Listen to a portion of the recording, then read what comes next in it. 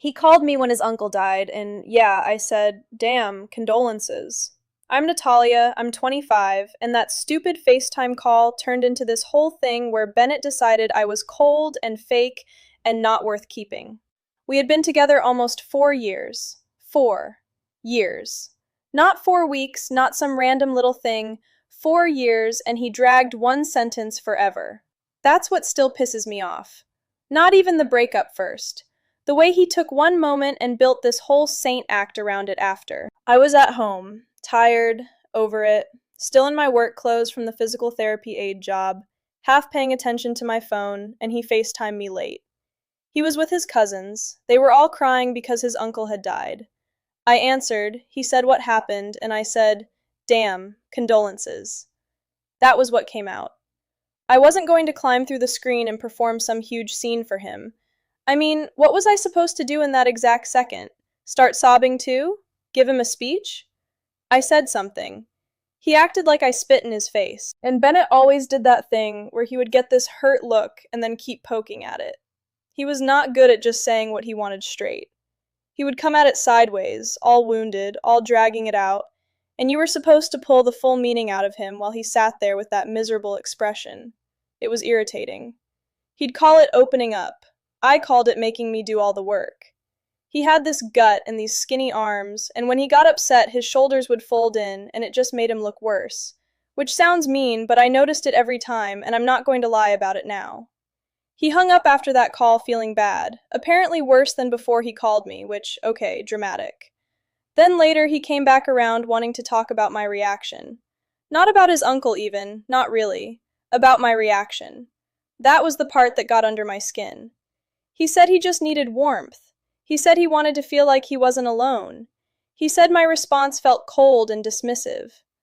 I remember staring at him and thinking, are you serious right now? Your whole family is around you. You called me. I answered. I said something. And now somehow I'm on trial because I didn't say it in the soft enough voice. So I told him he was being too sensitive. Because he was. Then I told him he was whining like a child because he kept circling it, and that's when he got all offended. But he was. He wanted me to carry his feelings for him, and then praise him for being vulnerable. I was not doing that. Not at that hour, not over a screen, not because he needed some perfect little girlfriend moment he could hold up later. Wait, I need to back up, because he made it sound later like that call came out of nowhere, and I was just some ice-cold bitch for no reason. It wasn't just that. For months before that, he had been on me all the time. Calling, checking in, wanting to know what I was doing, asking if I wanted to hang out, asking if we were okay. It was a lot. And if I had plans or didn't answer fast enough or told him I was busy, suddenly it turned into this thing where I was unavailable. I had a life.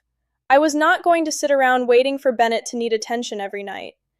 And I got irritated with him more and more because he would keep showing up emotionally in these weird, heavy ways, but not in a way that made me feel anything good. It felt clingy. It felt weak. He was the kind of guy who would come to you with watery eyes and this sad face, and I'm sorry, that does not do it for me. I didn't feel held by him. I didn't feel like if anything went bad in real life, he would know what to do without first getting hurt about it. Even when he tried to talk serious, there was something about him that made it feel smaller than it should have been. He looked soft. He sounded soft. And then he wanted credit for it. And still, I stayed almost 4 years. So when people act like I gave him nothing, that's not even true. I answered him. I saw him. I spent time with him. I dealt with his moods. I listened to him go on about family stuff and money stuff and work stuff and all the dumb little things that bothered him. He had money, not crazy money, but enough that he always acted a little too proud of paying for things here and there, and I could feel him quietly keeping score even when he never said it right. He would do those silent effort things and then look at you with that face, waiting for you to get it. Say it. Use words. Stop standing there expecting applause because you showed up. Anyway, after the uncle thing, everything got worse fast. He kept bringing up that call in these little ways. He'd say he couldn't stop thinking about how alone he felt. He'd say he learned something about me. He'd get quiet and weird and then try to talk again and make it another conversation about my reaction. I got tired of it. I started shutting down when he brought it up because there was nothing new to say. I said condolences. He wanted more. I didn't have more. End of story. But to him, it was suddenly this huge proof of my character. Then he broke up with me. And that part, no, I was not okay with that. A month later, he was acting all enlightened, like he had escaped something terrible, and it made me so mad because he bailed. He made the choice. He got to be the one who walked off and called it self-respect, and I was just supposed to nod and disappear. After almost 4 years. No, that is not how that works. I begged him, yes. I'm not even going to pretend I didn't. I texted him, I called him, I sent long messages. I said things like, trying to make me hate you, because that's what it felt like. I sent, if you want me to stop caring, then I will, which, yeah, sounds dramatic, but he was pushing me into a corner. He would not answer half the time, and when he did, it was clipped and ugly and final. That made me worse. Of course it did. I cried too, and before you turn that into something noble on his side, no, he made me cry.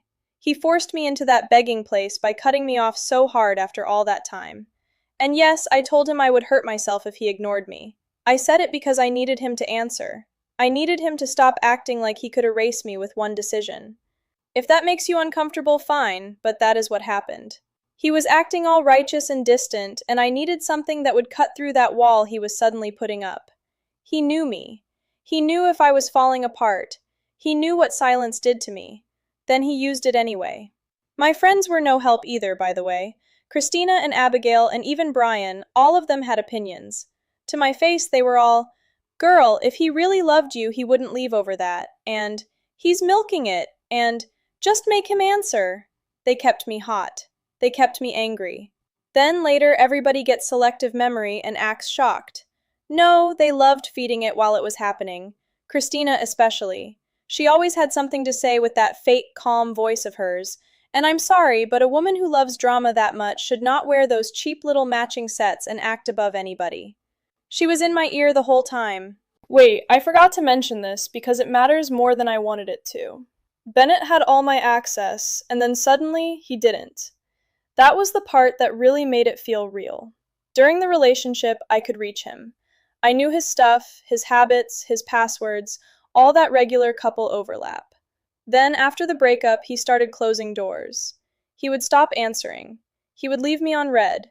He would decide a conversation was over while I was still in it. That did something to me. It made me feel pushed outside of something I had already been inside for years. So, I got into his personal email. Yeah, I did. I knew enough to get in, and almost all his linked accounts were tied to it, so once I was in there, I changed passwords and locked him out. More than one. He had to scramble and make a new account just to move around online again, which I know because he started panicking and resetting things.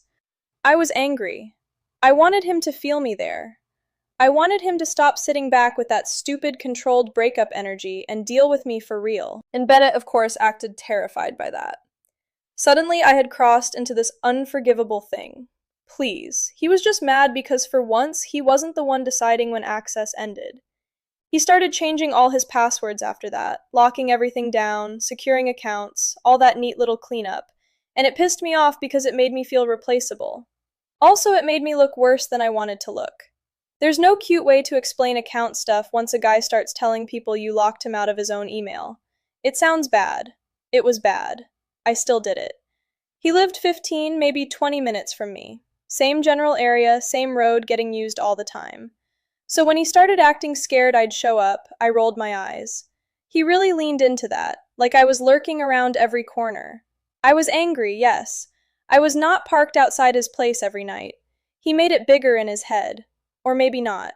Whatever. The point is, he started acting unreachable on purpose. He cut off my normal ways in. Calls, texts, access, all of it. And that was the thing I didn't notice enough while we were together. He was easier to get than he should have been.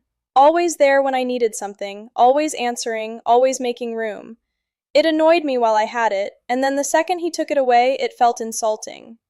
That's the part nobody says out loud because it makes you sound bad. But that's true. I didn't thank him for being there because I thought that was just his job as my boyfriend. Then, when he stopped, it felt like he was stealing something from me. A year went by after the breakup. Around that. Not cleanly, not nicely. Just enough time for everybody else to act like I should have moved on in a straight line.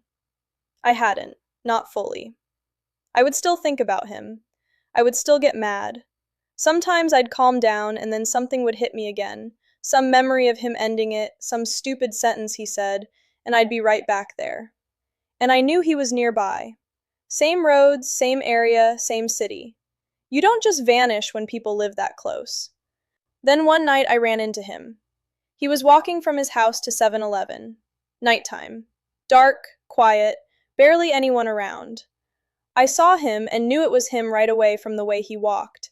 That slight forward lean he had, shoulders kind of rounded, and I hated how familiar it still was.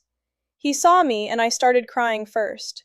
Real crying, angry crying, because there he was just existing after everything, and I was still stuck in it. My face was wet, I was talking, he was trying to keep it calm, and for 1 second I thought maybe he'd soften. He didn't. He hit me with, "Hey, it's been long, why don't you try to move on already?" That was what he said to me, move on already. With that clipped tone, that calm little tone men use when they want to talk to you like you're the problem and they're above it. I can still hear it. And it set me off so fast I almost don't have a neat way to say it, which is probably good because nothing about it was neat. I had a knife on me. I pulled it out and I went at him. He reacted immediately, I'll give him that. He threw up his arms and hands to shield himself. Not even in some strong way either, just instinct, panic, ugly scrambling panic. He was trying to back up and block me at the same time, and that just made where I hit him kind of all over the place. Shoulder, back, neck, smaller cuts on his hands and arms because he kept using them to get in the way. He was yelling. I was yelling too. It was fast and loud and messy, and not one clean moment. I remember his shirt pulling strange where the blade caught. I remember him twisting and the sound of our shoes on the road. I remember being furious that he still thought he could stand there and tell me to move on. And yes, I knew I was hurting him. I'm not going to sit here and fake confusion. I saw it. I saw him trying to cover up. I saw the cuts. I saw how bad it had gotten in seconds. But once it started, it was already there. He was in front of me. He had said that smug shit. And I was not in some calm place making measured choices. I was mad. I was mad in my whole body. That's what it was. Then he went down. He lost consciousness. Not right that second, maybe, but fast. He dropped, and that was the first moment the whole thing changed shape for me. Because standing over a guy you dated for almost 4 years while he's on the ground bleeding is not the same as being furious at him in your head. It gets very real, very fast. His neck especially looked bad to me. Not movie bad, real bad. Too much. Wrong. I backed off. A random student found him. That part still feels insane to me, because what are the odds? But there was somebody walking home who saw him there. Crying over him, apparently. Called the police. Bennett got taken care of and survived. He ended up with a lot of small cuts and a few deeper wounds, especially around the neck. Slow recovery. Rough physically. Rough mentally. All that. He lived. That became the whole next stage of this.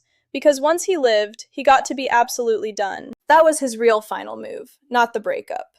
The breakup was one thing. Surviving that and then being fully done, unreachable, finished, no opening left anywhere, that was different. He had every reason then. Every single reason. He didn't need to argue about the uncle call anymore, or the texts, or the account stuff.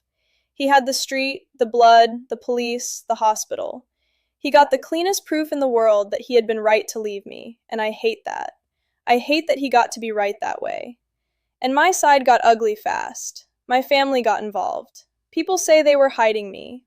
I'm not going to spell out every detail there, but yeah, I was not exactly available. The police were looking. My phone became a problem. My place became a problem. Every normal thing turned into a problem. Bennett's accounts were all locked down by then. Every password changed, every way in gone. And that sounds small next to the rest of it, but it wasn't small to me. It was another door shut. No access there, no access to him, no access to the old version of my life where if I got upset enough, I could still reach him somehow. His support blew up too. Kind messages, concern, people checking on him, people saying he was strong, people saying they were glad he survived. Of course. And some of my friends messaged him saying he deserved it, which was stupid. Even I can say that. Stupid, messy, useless. All it did was make everything worse. Christina again with her big mouth, and Abigail acting tough from behind a screen when she couldn't even handle her own boyfriend texting a coworker without crying for 3 days. These girls love backing you when it's abstract and then go stupid when it matters. Wait, I need to back up one more time because this part gets flattened too much. The real collapse for me was not one dramatic second. It stacked. First, he stopped being the person I could call and get something from. Then he stopped answering. Then he locked down his accounts. Then he started sounding afraid of me. Then the road thing happened. Then the police. Then my family. Then hiding. Then every morning after that where nothing was normal and nothing could go back. That is how it actually felt. Not one giant bang. A bunch of doors shutting one after another until you realize you're standing in a life you don't recognize. And Bennett, ugly, calm Bennett with the gut and the skinny arms and that shirt-off body that always looked worse than I wanted it to, still ended up being the one who got to heal and be right. That part burns me. He was better in actual emergencies than I gave him credit for. I'll say that much. Even on that road, while panicking, he was still trying to cover vital spots, still trying to survive, still trying to protect himself instead of freeze. I hated that too. I hated seeing him as a real person in that moment instead of just the guy I was mad at. It would have been easier if he had stayed smaller in my head. He said later this confirmed he made the right decision and he was done completely. Completely. That word landed harder than anything else. Probably because it was finally true in a way I could not get around. There was no texting through it, no crying through it, no threat big enough after that, no password to guess. No one could talk him into softening. You do something like that, and whatever was there before is dead. Not in some deep, poetic way, just dead, not usable anymore. So now I'm left with this messed up version of everything. He's healing slowly, he gets sympathy, he gets support, he gets to tell the story from the clean end of it, from the side where he warned me, left me, got attacked, survived. His family gets to circle around him, his friends get to be outraged for him, the random student gets to be the good person in the story. Even the police get a simple version. Man attacked by X. Easy. And me? I'm the one dealing with all the practical garbage that came after. Where I can go, who knows what, which relative is panicking, which friend suddenly thinks silence makes them loyal, which one talks too much, which one disappears. I don't even have the option of pretending it was just a messy breakup anymore. It stopped being that on the road. That's the part that can't be cleaned up. Do I think he dragged that first FaceTime call forever? Yes, I do. Do I think he made my bad reaction into this giant moral test because it suited him? Yes, I do. Do I think he pushed and pushed until everything got worse? Also yes. But I still pulled out the cutter. I still went at him. He still bled. He still survived. And after that, every single thing he cut off stayed cut off. That's what really sits there. Not the speeches, not the grief call, not even the breakup by itself. It's that there is no version now where I can get back to before he said, "Move on already," and I lost it. There is no fixing the account stuff, no undoing the blood on the road, no way back into his phone, his email, his life, his attention, none of it. He's got his passwords changed, his people around him, his whole little healing story, and I'm stuck with the part after, which is a disgusting place to be, and it still makes me so mad because he really got to win by surviving me.